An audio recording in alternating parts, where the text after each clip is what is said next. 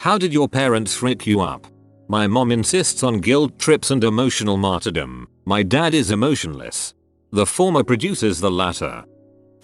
Comparing me to everyone. Now I do it and have very low self-esteem. When I realized my mom was doing this to me, I asked her how she would feel if I started comparing her to other moms. She seemed to feel what it was like to be in my shoes when I told her that. My mom can't resist gossiping and generally criticizing people, places and things. Pretty much a constant flow of negativity. So guess who, at 25, has to make a concerted effort not to always criticize things? This guy. My mother grew up in communist China. In an effort to make sure my sister and I didn't grow up into spoiled brats who didn't understand the small pleasures in life, we would spend a lot of time with our maternal grandparents, who lived in the Chinese countryside as subsistence farmers. No electricity, no heating, no running water, no paved roads, etc. It worked. I grew up loving the countryside, the farm work, the natural beauty, the tight-knit community, etc. And I am such a penny pincher, my mother actually begs me to spend more money on myself. I've been wearing a jacket with a hole in it for years, because I feel like I can't justify buying a new one when the current one can still be worn. My laptop hasn't had a functioning sound card for a year, but I still use it because I can type my homework and read websites. When I got my license, my parents wanted to buy me a brand new car, which I turned down, and so on. Basically they made me a Scrooge. Man, my parents are just like this. You have to realize that you're saving your money up for literally nothing. I like to call this behavior dragoning. Never let me play video games as a child. Now I'm in engineering school and I'm useless at Super Smash Bros. Over 30 million children in the US never learned how to Wava Dash. Donate today and bring these children out of a scrublord environment into a pro home. By not splitting up when their marriage had gone to crap, staying together for the kids rarely helps. A lot of times the kids might actually prefer their parents' divorce. When two married people are clearly unhappy, it seeps into everything and makes home life difficult. My parents deliberately taught me the barnyard animals wrong when I was a toddler. They swapped ponies and cows, chickens and pigs, goats and sheep, and others. I was very confused when I got that toy that spins the arrow to an animal and makes the animal noise. I would say, "Mommy, the cow doesn't say moo." I still occasionally hesitate with goats and sheep. If you were praised for being smart as a child and now feel crippling sensations of guilt and inadequacy when you don't immediately understand or know how to do something, clap your hands. Clap clap. I respect my parents more than anyone in my life, and they've earned that respect as far as I'm concerned. But those same decisions that made it that way took a serious toll on my mental health since I was about 8. My dad died on 9/11/01, in the exact way you'd think based on the date. He was a newly promoted FDNY captain, and as such he was moving around a lot between firehouses, and I'd get to know all the guys. My whole life I had been to the firehouse for every holiday. I'd barbecue with the guys and I even tapped a keg for the Christmas party in 2000. Well, when 9/11 happened, I don't want to give away any identifying information, but our firehouse was hit really hard. As a kid who has been meeting his dad's friends his whole life up to age 8, and one day 3/4 of them are dead, your dad's dead, and your entire family is shaken up, telling you to turn off the TV and your grandma whispers he might hear something. Obviously I don't blame my parents for 9/11. I don't blame my dad for being a fireman, or his dad for passing on the tradition.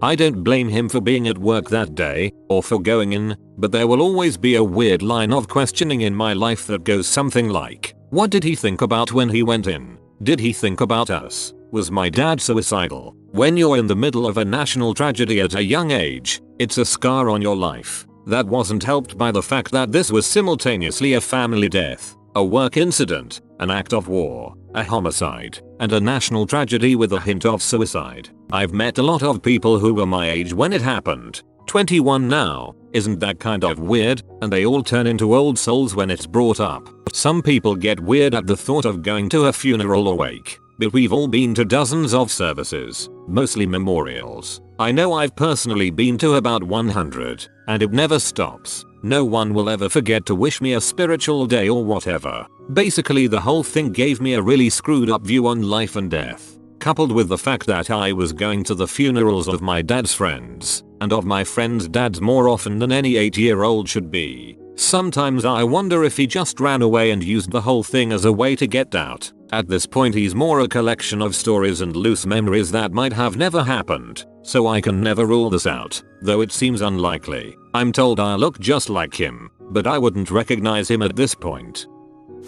They did their best, but as the old saying goes, you don't get a choice in fricking up your kids. You just get a choice in how you frick them up. I was basically avoidant until I got married, and even now it's still more comfortable for me to deal with my own crap than bring someone else into it. With me it's more like I don't want to burden people with my problems, like I'd be bothering them, even when they offer to help. My dad got a dog when I was 8 as a way to sink his claws into my brother and me. My parents were divorced and he knew we didn't want to visit him on account of the drug use and violent mood swings. I can't tell you how many times he called us to tell us he was going to have our dog put down, have my stepdad adopt us, and move to Florida where we would never see him again, just to make us cry. He beat our dog, constantly, not because he didn't do anything wrong, but because he could. That dog was my everything. When I was too scared to sleep, he laid with me and comforted me. He was more understanding, caring, and empathetic than any person I've ever met. I always tried my best to protect him even though I was too little. On Sunday my dad called me to tell me my dog wasn't doing so well. Something told me that out of the countless times he had called to tell me my dog was dying just to make me upset, that he was telling the truth. Immediately I called out of work, booked a train ticket, and went home. What I found was an emaciated, half-dead pit bull lying on the living room floor wearing a freaking diaper. He was so weak he couldn't hold his own head up and his nostrils had crusted over. He hadn't eaten or drank water in days. Right then and there I made an appointment at the vet and didn't give my dad a choice. He had tortured me and this dog for over 17 years, but now I'm calling the shots. When you love someone, you let them go. You don't let them suffer and die in pain. You let them go with what little dignity they have left. I will never be the same because of what I saw on that living room floor, and I will never forget the sounds of his last breaths.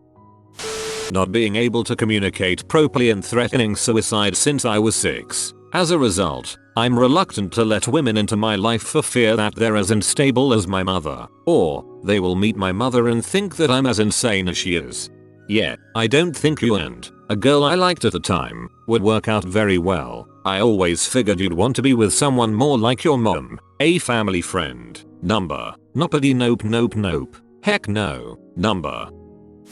My dad was a vocal opponent to a rising dictator and we had to flee the country. How can I turn a blind eye to any injustice I see when I have to live up to my father's shadow? I thank him every day for giving me a high target to hit. Well, this is a lot more comforting than the sexual abuse stories. My parents never made me do anything, so I did nothing. They're Catholic. I had a pop-up-ish book as a kid called The Jolly Postman, in which a mailman delivers letters to a bunch of people, and each of the people on his route got an actual physical letter that you could take out of an envelope and read. One of them was a witch. Unbeknownst to me, my parents removed the letter to the witch and replaced it with their own handwritten letter from Jesus, and a prayer card, asking the witch to change her ways and follow him. Long story short, the first time I got a boner I thought that was God's punishment for thinking about naked people. Never taught me anything about finances, wouldn't even talk about it in front of me. Now I'm saddled with crazy student loan debt and I just get dumbfounded at my bills. I know it was just their way of keeping me from worrying, which I did way too much as a kid anyway, but now I have no idea what makes for normal finances. Also, my dad committed suicide the summer I turned 20, so I was pretty self-destructive for a while. Come join us at our personal finance. They playfully made fun of me a lot. I didn't like it though. It made me insecure, even though I'm a skinny and okay looking person. Same here, especially about music. When I got the guts as an adult to pursue it, it turned out that I'm actually a pretty decent singer. Despite having had gigs and the like, I'm still nervous practicing at home because I half expect someone to start asking me what I'm doing to that cat. They should have let me do more things on my own. I wasn't able to cook breakfast until I was 13 and I'm afraid, at 18, to call for a doctor's appointment. They should also have made me watch less TV. Sure, I would have hated them, but I'm thinking acting like the people I saw on TV made me terribly anxious. I don't blame them, though, for this. I was an immature kid who should have left that fantasy world sooner. I'm afraid, at 18, to call for a doctor's appointment. If you call pretty much any decent doctor's office and explain that you've never booked an appointment before and they need to handhold you through the process with crayons and unicorns, they are usually on top of that. My dad yelled a lot, loud scary yelling, so now I'm afraid of being in trouble, I guess. Now I hide from my problems a lot more than I should because I don't want to get yelled at. I get that. Spilling a drink was a huge deal. Getting an A in class not so much. So I learned to hide and lie about anything bad and didn't really try to do good because there really wasn't any difference. I was rarely rewarded but frequently chastised. My mom was an alcoholic and my dad was a financially manipulative, verbally and emotionally abusive maniac with physical tendencies. I had a great childhood. Same, except my dad was all of these things and my mom was a doormat enabler. They don't understand me and they never tried to. They never gave me the love or encouragement parents are known for. And worst of all, they brought me up teaching me that girls can't do what boys can. My father constantly told me I was fat as a teen. I wasn't. Also, his favorite phrase was "that's not good enough." If I forgot something, didn't ace a test, screwed up a note playing an instrument, didn't eat all my dinner, that's not good enough. I still have body image issues and struggle with perfectionism. My parents split when I was 5, moved across the country. My mother remarried to a guy with kids, grew up in a small house with 6 brothers, received no hugs, only criticism because I was her oldest. Only interaction I've ever had with women has been romantic interest, so I can't make friends with women probably due to both of those reasons. Even though I'm a confident, charismatic, and extroverted person, I feel like there's a part to women I'm missing and just generally feel lost and hopeless. In so many ways, I was born and raised in an extremely Christian environment, attended church every Sunday, was present at youth groups and conferences, was there for lunches that the church sometimes held after services, attended VBS for many years and even helped out with many of them when I got older. You get the idea. Very devout Christian family. Everything was okay until I became a teenager and when my mother became the children's pastor at our current church. She caused a lot of turmoil in a toxic relationship that I had, which I had no clue was toxic and was the only person I had at the time, became angry when she found out I was bi-curious at one point, and refused to get me professional help even though I told her I was depressed for a year and was suicidal and sought after self-harm to seek relief from the pain I was enduring. It took me telling a teacher that I was going to overdose one night and having said teacher escort me to the hospital to get my mother to allow me to get antidepressants, which I'm still on today. I have not seen a counselor or therapist for my problems even though I've brought it up, because if I go it will just explode into another fight. I've tried so many times to be real about my feelings to her, only to be shut down by blunt replies or ones that are not supportive in the slightest. She frequently tells me that my only friends, which are online ones due to my social anxiety, don't actually care about me. She constantly criticizes me for almost anything, and about 2 months ago found out I was agnostic atheist, and nearly kicked me out of the house when I had no job or source of income. About 2 to 3 weeks ago, she told me to take a plastic bag and tie it over my head, and said she was taking my brother to see someone for his depression. But yet she never gave me that opportunity. I legitimately hate my parents, more specifically, my mother. I just wish she could have accepted me and taken me as I am. But instead she has to live with an angry and resentful daughter who will want nothing to do with her mother once she moves out. Please, any parents reading this, I know you may not agree with some things your children do, believe in, or will possibly become, but please, they need to know you're there for them and that you love them just the same, no matter what happens. The best thing to do, in my eyes, is offer your full support to them, letting them know you're there and behind them, 100%, even if they may shrug you off sometimes. Also, as a side note, if your child admits to something being wrong, don't shrug it off and tell them to pray about it. If they're suicidal, Don't tell them to just do it then. If your child feels endangered of harming themselves in any way, please get them professional help immediately. Thank you.